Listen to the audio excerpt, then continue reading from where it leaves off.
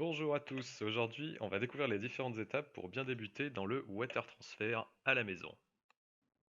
Pour bien commencer, il faut déjà bien s'équiper. Moi j'ai pris un kit premium tout compris, 60 € sur la boutique Tsunami Inc, petit shop français très sympa. Et dedans il y a tout ce qu'il faut pour bien commencer. Donc un guide d'utilisation que j'ai trouvé particulièrement bien détaillé. Tout le process est donc détaillé en étape par étape, et ce que j'ai particulièrement bien aimé, c'est les petites astuces pour vraiment avoir un résultat optimal. Donc ensuite, on a un masque de protection, parce que faites attention, les vapeurs d'activateurs sont très toxiques, donc c'est vraiment important de se protéger. Des gants, pour tout simplement éviter de vous en foutre partout. Une bombe d'après pour permettre une meilleure accroche sur certains matériaux. La bombe de peinture qui va vous servir de couleur de base pour déposer votre film, parce que bien souvent les films sont en partie transparents, donc ça c'est important à prendre en compte. L'activateur, qui va être l'élément principal du kit, ça va permettre la liquéfaction du film hydrographique. La bombe de vernis, qui va nous permettre de protéger le film une fois qu'il sera déposé et d'avoir un rendu optimal. Et enfin, le film hydrographique que vous aurez choisi. On a donc maintenant tout ce qu'il nous faut pour bien commencer ce test de water printing, et on se retrouve tout de suite pour la préparation de la pièce. On va commencer par poncer la pièce, déjà pour retirer le reste de peinture, mais aussi pour favoriser l'accroche de la base de couleur que vous mettrez ensuite. J'utilise un 240, mais vous pouvez partir sur du 300-400 si vous voulez un résultat un peu plus fin. Pendant le ponçage, n'hésitez pas à mettre votre masque, parce que ça a tendance à faire décoller de la poussière, et vaut mieux éviter de respirer la poussière de plastique, je pense. Une fois que votre pièce est bien poncée, elle est comme neuve, sauf que vous avez de la poussière dessus, donc il va falloir tout simplement la passer à l'eau vive pour enlever cette poussière, mais aussi passer un petit coup de liquide vaisselle, par exemple dégraissant, ce qui va permettre d'enlever la graisse comme son nom l'indique et permettre la meilleure accroche de la peinture ensuite.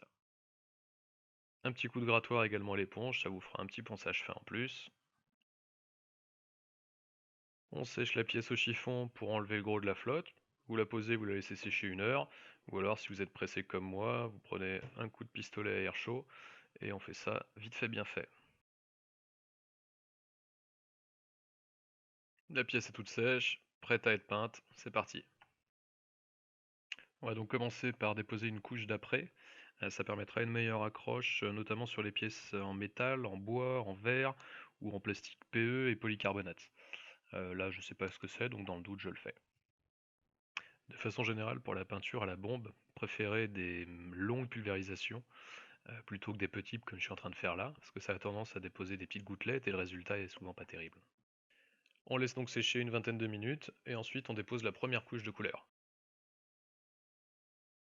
Une fois que vous estimez que la peinture est déposée de façon homogène, on va laisser reposer une dizaine de minutes afin de passer ensuite la seconde couche. Là je commence à prendre un peu plus le coup, donc on peut voir que je fais des pulvérisations un peu plus longues et surtout des grands gestes. On laisse sécher du coup la peinture une bonne heure. Une fois que la peinture est bien sèche, on peut commencer la préparation du film. Quand vous le manipulez, pensez bien à avoir les mains sèches, sinon ça risque de le détériorer. Rien sur la table, rien sur les mains, on est parti. Chose à savoir, le film a un sens. Petite astuce, vous humectez vos doigts, vous pincez le film, le côté collant sera le côté de l'eau. Donc pour la découpe, on va prévoir une dizaine de centimètres sur chaque bord de l'objet. Donc là on peut voir que j'ai utilisé une pièce d'essai. Alors, commencez toujours par une petite pièce test. Tant qu'à faire, autant éviter de se foirer sur la pièce réelle. Avant de découper le film, on va placer un morceau de scotch de masquage sur tout le pourtour du film. Alors ce sera utile quand vous le plongerez en fait le film dans l'eau, tout simplement parce que ça évitera que le film s'enroule sur lui-même et que vous perdiez de la surface de peinture.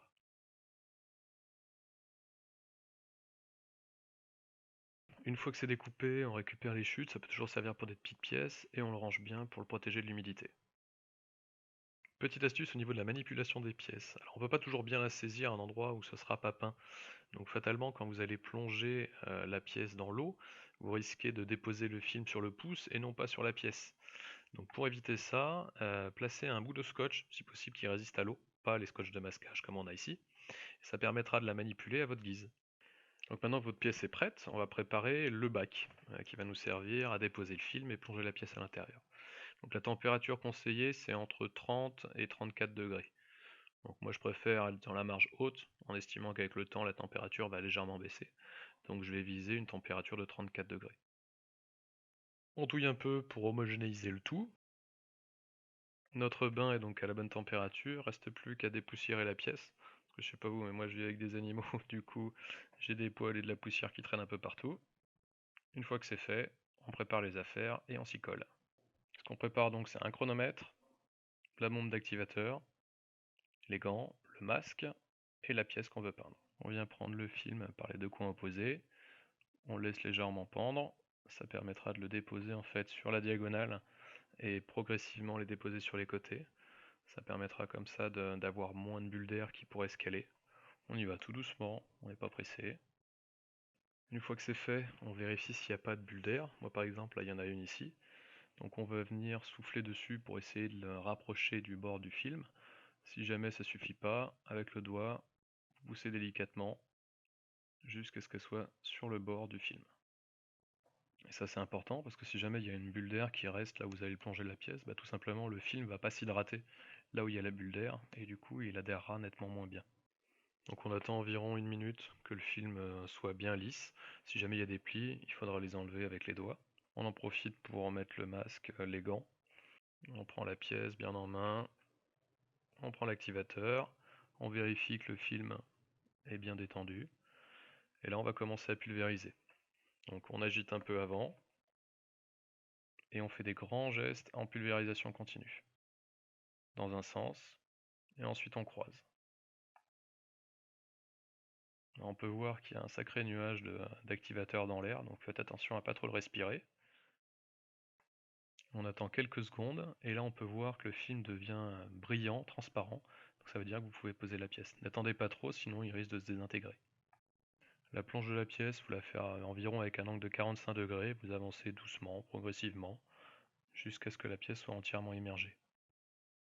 Une fois que c'est fait, vous touillez un peu, ça permet de dégager le surplus du film, vous retirez la main et c'est bon, votre pièce est faite. On va donc la mettre de côté pendant 5 minutes. Vous allez voir, pour la laisser reposer, vous allez voir qu'il y a une sorte de gel qui va recouvrir un petit peu la pièce. Donc il va falloir, au bout de ces 5 minutes, rincer pour enlever ce gel. Donc vous mettez de l'eau tiède et vous rincez abondamment.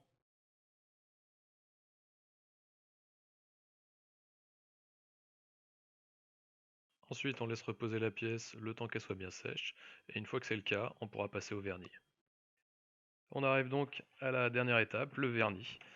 Donc vous pouvez reconnaître la bombe facilement, c'est marqué sur le capot. Pensez bien à dépoussiérer les pièces, ça évitera que les crasses restent cristallisées à l'intérieur du vernis. On vient faire des longues passes bien douces pour essayer de déposer le vernis de façon le plus homogène possible. Alors pour le vernis, si vous voulez éviter des coulures qui vont être un peu jaunes, assez disgracieuses, préférez un nombre de passes importantes, mais peu de quantité à chaque fois. Là on peut voir que j'ai été assez généreux dessus, parce que je voulais un rendu vraiment brillant. Bien souvent vous faites 3-4 passes assez fines, et votre pièce sera suffisamment protégée. À vous de voir si vous voulez un effet plus brillant ou plus mat. Laissez reposer entre chaque passe une dizaine de minutes, ça permettra au vernis de sécher. Là j'en suis donc à la troisième passe.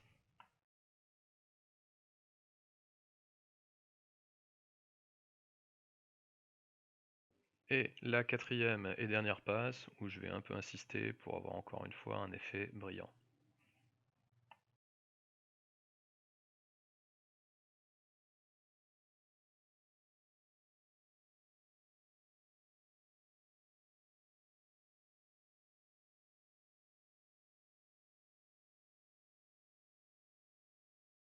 Et voilà, c'est terminé.